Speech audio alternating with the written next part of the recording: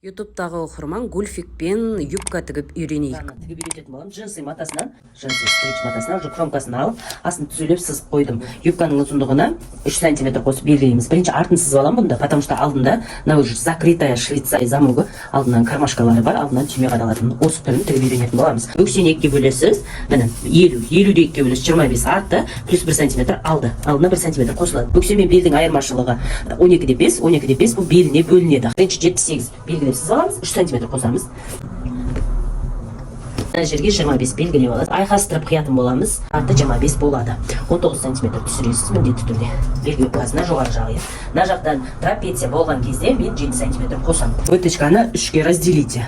2,5-ді артына, 1 см алдына бергенде 9 қалады. 9-ды 2-ге бөлсеңіз 4,5 болады. 4,5 ішіне кіріп, мынанеге біріктіресіз. Өксеге. Міндетті түрде 1 см түсесіз арқадан, и оны соған біріктіресіз. 10 см белгілеп, 10 см белгілеп, 13 см түсетін боласыз. 13 см. 2,5-ді 1,25-тен белгілеп, 2,5-ді выточка шұқырлығына кіргізесіз. Міне. Енді бұған 2 см запас қоямыз. Әрі трапеция, әрі отрезі бар. Түсіндіңіз, е? Енді осы жерден 78-ді белгілейміз жоғарыда. Көрдіңіз бе, сәл қосылған екен, кішкене көтеріледі етек жағы. Арты. Алдынсамыз 26 болса, 26-ға алдында отрезі бар, 8 см қосамыз. 34. Мына жерде 8 см-ні алдына былай сызып шығамыз. 4 бүктеліп тұрғанда үстінде түсіп тұру керек. Юбканың длинасын өлшеп аламыз, 78 белгілеп аламыз осылай. 26-ны белгілейміз. 16-ны белгілеп алғанымызды былай бірлестіреміз. 9 см түсеміз. 4,5 см кіреміз. 19-ға бірлестіреміз. 1,5 см алдынан түсеміз.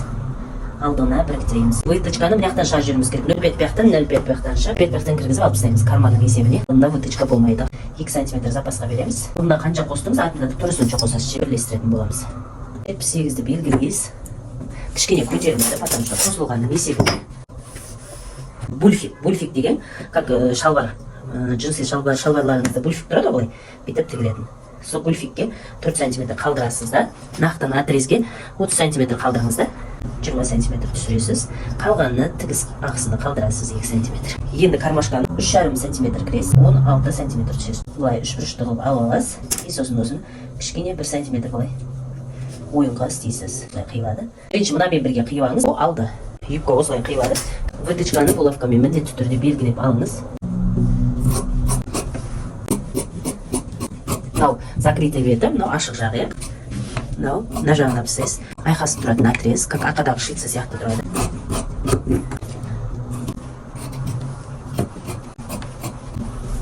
Артын кесе алайық. Карманды сразу 2 бүгіп, карман шығарып алуымызға болады. Мына жерден юбканың белдігін алатын боламыз. Выточкасын өткізе саламыз сразу. Үстіне бетіп не алсаңыз, өзі сразу өтеді. Мынадан карман жасайтын боламыз. Негізі сәл ұзындау болу керек. Бізде ұзындығынан кішкене аздау болып тұр. Бүктеу жағы. Мына достар, жаңа қиғаным көрінбей қалыпты. Екі бүктелгенде мынаны бірінші қойып, сізді мына осын қимай тұрып. Мына жағын қимай тұрып, кесіп аласыз. Мына жағын қимай тұрып, былай қойып кесіп аласыз. Сосын екеуіні, кейін былай ашасыз. Осы жеріне мына осыны алып тастайсыз міне. Енді бұны екі жағына тігеміз. Мына алды, мына ортасы. Мынаны ашып, жерге түрлерін жабыстырып аламыз ішкі жағына. Мынаны оңына қойып, былай тігіп аударамыз да былай. И сосын былай әкеп қоямыз. Карманның ішінде тұрады, мына жерде тігісі бар, мына жерде карман тұрады. Примерканың өзіне осылай істейтін боламыз.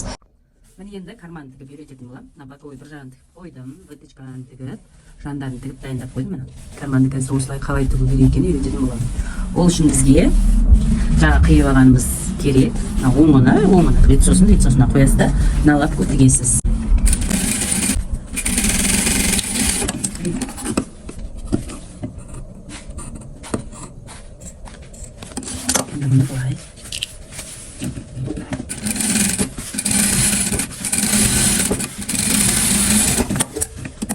Осылай тігіп аламыз. Сосын мына бетіндегі астыны теп-тегіс бір-біріне қойып, астын тігіп аламыз 1 см-ні.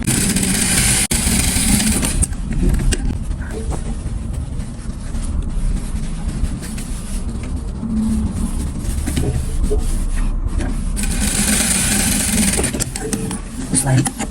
Енді мынауны өзінің жатқан жеріне қарады. 3 см қосқан болсаңыз, арқасымен 5 см болу керек. 5 см жерге алып келіп, қойып, жоғарыдан бастап барасыз. Түзікті. Енді мына юбканың арт жағына боковойын қосамыз. Бұл замок алдында тұрады, мына алдында тік қойдым. Отрезін тік тастадым. После примерка ашамыз. Алдында замок. Мен енді қазір кармашкасын тігіп алдым. Боковой бірлестік. Қанша запас қалдырасыз, сонша запаспен тігесіз.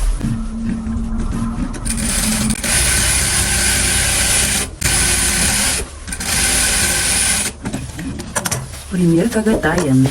Строчка қылып модно қылып істеуге болады. Мына жерде гульфикпен істеледі. Гульфик как брючныйге ұқсап көрініп тұрады. Алдында сызы бар. Кармашкасын тігіп дайындап қойдым мен. Кармашкасында шов. И 2 см тігіп оверлок қылдым. Астын оверлок қылып аласыз. Мына жағына дублерін жабыстырдым. Оверлок қылдым. Бұл бір бетін кесіп тастайсыз. Швейцасын тоже бір бетін кесіп тастайсыз. Бір бетіні қалдырасыз. Прямой классика юбканы бір қарап шықсаңыз, запретишілсі жақсылап түсіндірген болатынмын. Енді бәрінде түсіндіре бермеймін, видео көбейіп кетеді. Мынаның кескен жағыны жоғарыдан кеспейсіз, наоборот, мына бетін кесесіз. И сосын барып, бұл жерге замок қоямыз. Мынадай 9 см алып, мына ұзындығын мына ұзындықпен бірдей қыласыз да, дублерін жабыстырып, мына ұзындықты 9 см ені, ұзындығын мынамен бірдей қылып, дублерін жабыстырып, екіге бүктеп, оверлок қыласыз, дайындап аласыз. Енді қазір тігетін боламыз. Бірінші боковойда тігетін боламыз, екінші жағын қалай тігетін көрсететін боламын. Оның үшін мына жерді кішкене ашасыз, сөйткен жеріңізді. Мына жерді 1 см шов қылып, үстінен тігіп аласыз. Үлкен шовта закрепка керек емес, вообще закрепканың керегі жоқ.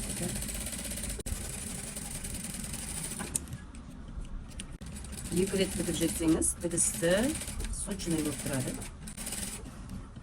Тігіп алдық, енді мына жерін қайтып бастап тігіп қоямыз. Мына жерін екі жағын бірдей белгілеп аласыз. Мына жақпен мына жағы бірдей болу керек. И соған әкелеміз. Былай артық шаппаса, ничего страшно. Кесіп тастай саламыз, уайымдамаңыз. Қалай жатады карман, солай істейсіз. Бияна тастай саламыз. Енді боковойын бірлестіреміз. Вытычкаларында үтіктеп алдым, ортаға қарап үтіктейсіз. Вытычка үтіктеу, боковойды үтіктеу бәрін көрсеткен боламын. Сол прямой классиканы көріп шықсаңыз болады. 2 см запасқа қалдырған болатынмын. 2 см-мен тігемін. Бұны 3-те тігесіз. Соңына дейін 2 см-де тігесіз.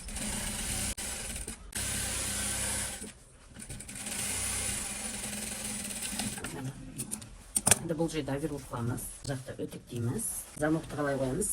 Замокты мынадай қайырып, как гульфик ретінде тігетін боламыз. Как брюкилерде тігіледі гульфик. Сондай қылып тігетін боламыз. Мына жай былай тұратын болады.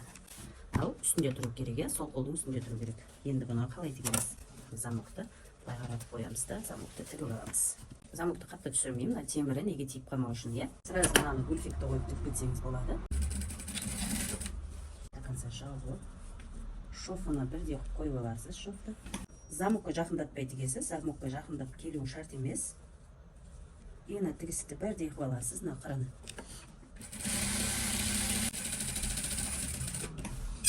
Қалай тігілді, тура осылай тігесіз. Үстінен бастап қоясыз.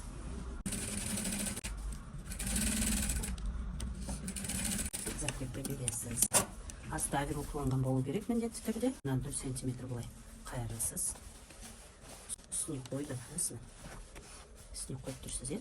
Шамалы өткізіп, болатқа қарайсыз. Мужской шалбардың гульфиктерін тура осылай тігіледі, мужской женский. Жаңа бүктеліп қалмау керек. Болатқа қарайсыз, аударасыз ішіне. Аударылды. Енді міне былай көтересіз де, мына жерден белгілеп шығамыз. Былай крестик қылып белгілеп шығасыз. Просто крестик қылып. Мына бетіне аударып, мына алып ұстаймыз. Все, мынаны ашасыз. Мынаны до конца ашасыз. Мынаны қойып тігіп аламыз. Мына нелері бір-біріне түсу керек. Как есть. Қалай қойылды, тура солай.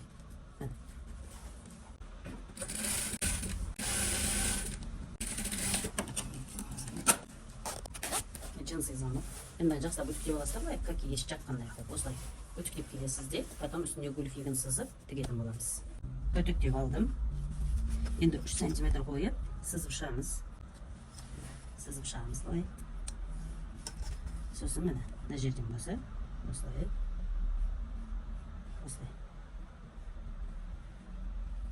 Ладно, кіргіземіз. Бұл жерден закрепка беріп былай тігетін боламыз. Отдельно бір өзін тігетін боламыз. Мына бетінде үтіктеп, оверлоктап үтіктеп қойдым, дайын. Енді қазір осыны істеп болған екен, швециясында үтіктеп қойдым, бүктеп қайырып. Осылай қазір ашатын боламыз. Тігетін боламыз. Ашамыз. Былай қоямыз. Отдельно бір өзін тігесін. Аяғында ашып тастайсыз, бір өзін тігесіз, бітті өзін тіге бересіз. Төртте тіге беріңіз, не обязательно үштеп тігіңіз.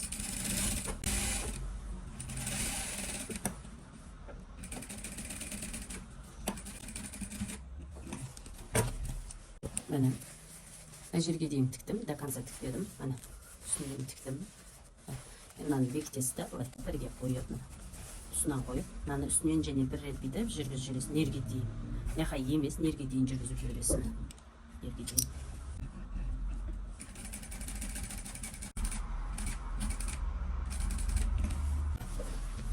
Тігіп болдым. Жіптен алып тастайсың міндетті түрде.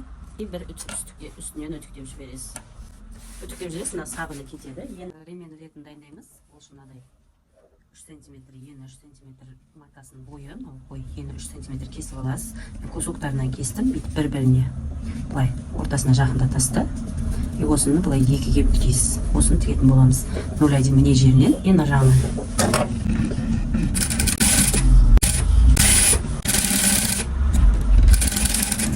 Екінші бетін тура солай тігіп шығасыз. Осыны өтіктеп дайындап аламыз. Мына жерге қадайтын істейміз. Мынау енді 9-дағы емес, бұл 11 см. Мына жері широкий, міне. Аз готовым виде 5,5 болып тұр. Бұл широкий қалады, міне. Біз сонда 5,5 болса, бұған 8 см қалдырамыз. Өйткені осы шамалы бітіп тұру керек, арасынан ремен өту үшін. Линейкамен белгілеп алдым. Басын бірлестіріп тұрасыз. Біреуін линейкамен белгілесте. Кесіп аласыз. Екеуін бірдей. Мына екі жағы бүктелген жағы мына бетке қарап тұру керек, міне. Осылай қоясыз да, тігіп аламыз. Просто өзіңіз закрепка жасап аласыз. Юбканың астын қайырғанды көрсетпеймін, өйткені алдыңғы юбкаларда қалай бар, солай. Оверлокласта 2 см-де қайырып қоятын боласыз. Екі жанында, екі алдында болды. Дайын болды, енді поясын тігетін боламыз. Поясында тура алдыңғыдай тігесіз. Дублерін жабыстырасыз, бір бетіне оверлок ұрасыз. Бұнда жалғанды, негізі жалғанбай істеуге де болады. Мына жерін көрсетіп жіберейін. Поясты түсірмеймін, өйткені поясты қалай тіккеніміз бүткіл юбкада көрсетілген, оны қайта-қайта көрсете берген пайда жоқ. Біз мына тісін алып тастаймыз. Жоғары жағынан шығарып тастаңыз, ешқандай замокты төмен жағынан шығаруға болмайды, қыздар.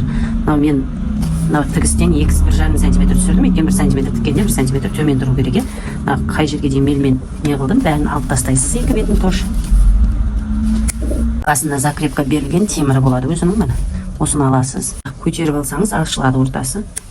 Міне, ашылды. Енді осы мына жерге сымын қайттан көтересіз де, қоясыз да, плоскогубциямен қысатын боласыз. Тісіне зубчигіне жақын әкелесіз де, плоскогубциямен астын қысасыз.